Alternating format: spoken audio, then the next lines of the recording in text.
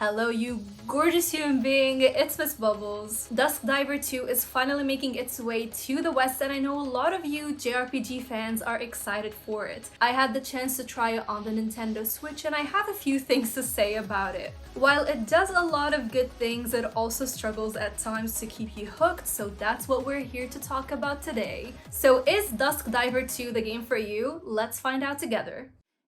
そこからリーオーおじさんや店長と一緒に始めたバイト生活。 Now you can relax because this video is spoiler free, but in case you're wondering if you need to play the first one to kind of understand this one, then the answer is no you don't.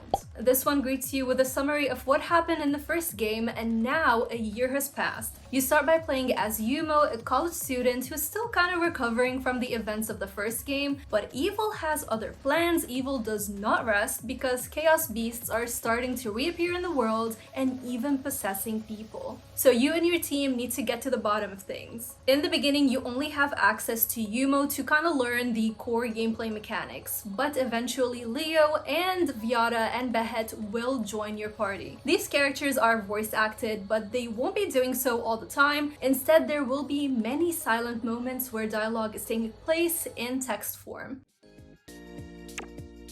テストを始めますね。大丈夫。お願い。 You can also choose to go with either Japanese or Chinese voice acting depending on what you like. The characters are very different, they all have their own unique personalities and backstory, so they were pretty fun to get to know, but of course don't expect the most fascinating characters compared to other JRPGs.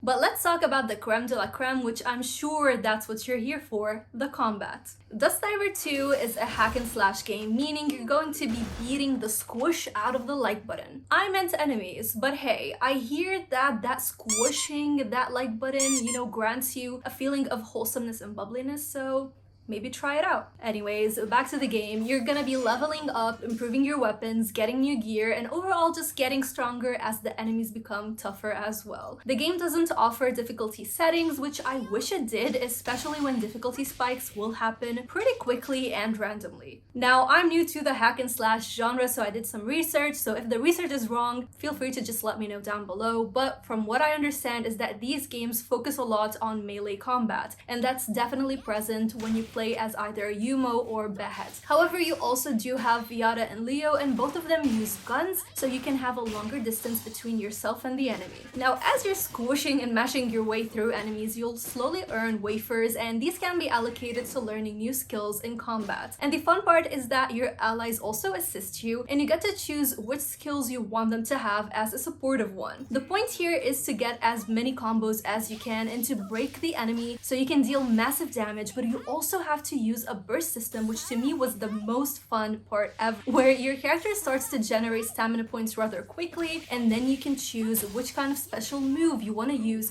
to kick those enemies' booties. You can also switch between characters, but you have to wait for a cooldown before doing so again, which can be sped up by consuming certain meals. These meals can either be consumed at a restaurant or taken out, and they look so good. Every time I checked the menus, I was just getting very hungry. I highly encourage you that you use them because they will give you very important extra buffs that will help you out, such as increased damage to enemies or even increasing critical strike chance, among a lot of other buffs. Now, switching between the different party members means that you get to try the different combat style that they have, and my favorite was Behet. He is very quick and swift, so I focused on leveling him up as much as I can. But I also noticed that Yumo was the toughest chick between them all, so she can do a lot of damage even if her level is lower than the rest of the party. Now, moving to how questing works, which is very important, the main mission is for you to find out what's happening in the world, and that's how you'll encounter different enemies as well as engage in boss battles. Most of the story-related battles will take place in dungeons, and these were pretty fun to see. Each one is quite different, so for example, the first one that you take part in is actually in a arcade store, and literally one of the battles is inside the air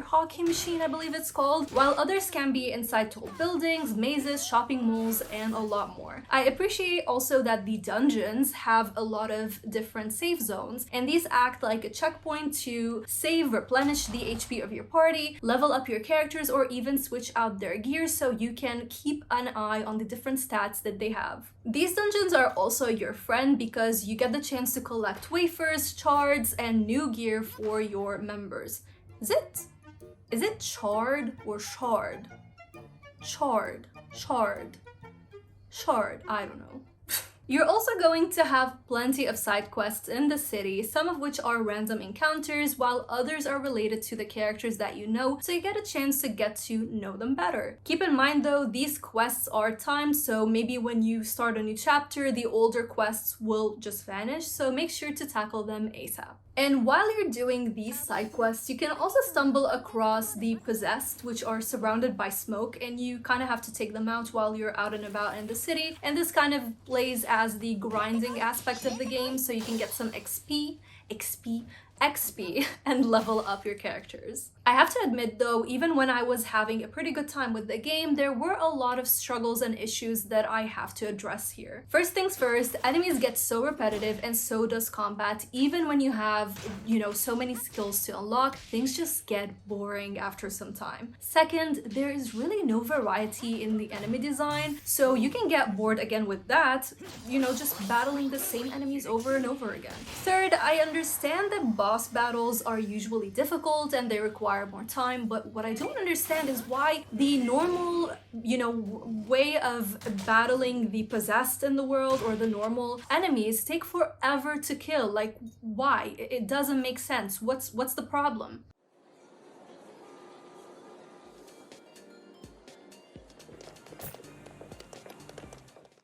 Another thing that you have to know to kind of make you decide if Dusk Diver 2 is the game for you or not are, of course, the graphics, the city, and the performance, especially on the Nintendo Switch. The city is definitely a fun part of the game, and I always appreciate slice of life elements in any title that I play. So apart from going to restaurants, you can also buy different clothes, you can get newspapers that increase your XP, and find lots of collectibles scattered around the world. The areas are pretty small here, so even if you're just crossing the road, you will sit through a somewhat quick loading screen. You can also use the train station to move from district to district, and that again initiates a quick loading screen. However, despite the NPCs in the world having no face, the areas being just so small, the performance is lacking on the Nintendo Switch. You have to expect to have a lot, and I mean a lot, of pop-in left and right, be it in handheld mode or docked mode. Also, the graphics are a little bit weird. You can see that the characters look a bit smoother in docked mode, but handheld mode felt like, when you accidentally extremely increase the sharpness of your photo in Photoshop and things just look wild? Yeah, that's how the game looks.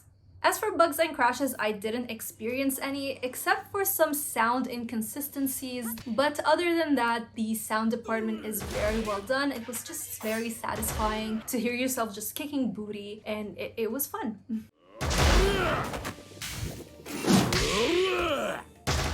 So we talked about the pros and the cons, but the most important question is, are you going to enjoy Dusk Diver 2? We're gonna go with this game is for you if, not for you if, and my verdict. This game is for you if you're looking for a mindless game where you can hack and slash your way once you learn the controls. Boss battles can be a bit tricky, which is the fun part, at least for me, but the normal enemies are pretty much the same except for when you get those random, weird difficulty spikes that are pretty annoying. This game is also for you if you're looking for a fun but also short and sweet story, since JRPGs can be pretty time consuming, so you can expect to finish this one in about 20 hours, which is perfect when you are just not in the mood for the longer ones. Dusk Diver 2 is also the game for you if you enjoy the mixture between combat and some slice of life elements and getting to know your characters who are not the most in-depth, but they're somehow also fun to get to know. It's weird, but you'll get it when you play the game. However, this game is definitely not for you if you get easily bored by repetitive combat style, because that's definitely what you're gonna experience here. The game is also not for you if you can't tolerate graphical hiccups, because the poppin' is real and you'll need some time to get used to the handheld graphics as well. This one is also not for you if you need difficulty settings, especially when difficulty spikes just come out of nowhere randomly, and sometimes enemies much lower level than you will whoop your booty and it takes forever to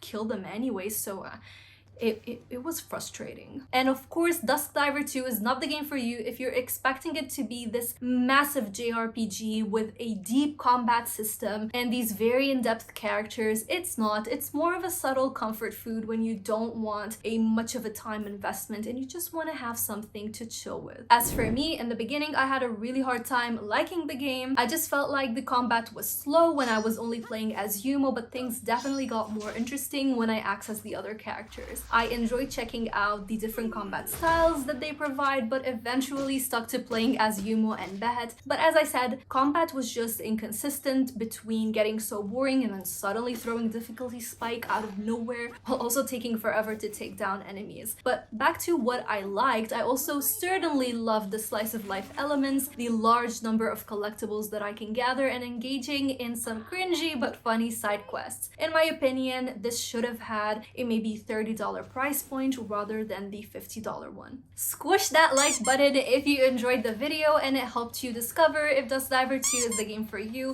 and don't forget to let me know if you're gonna pick it up. This video is brought to you by the best sponsors in the world, and they're called the Bubbly Club, and you can become one of them to enjoy amazing perks like behind the scenes, early access to videos, your name in all credits, and much more by visiting my Patreon page if my videos save you some cash, and I know they do. So thank you to my Bubbly Club for supporting me, and a special shout out to Let's Go, Josh, Justin, Mikey, Faye, Jacob, Stephanie, Nico, Chris, Christian, Dan, Evan, James, Janet, Nathan, Jose, and Ante for going the extra mile. Stay bubbly, stay positive, and I'll see your gorgeous, beautiful, amazing, beautiful self in the next one. Bye!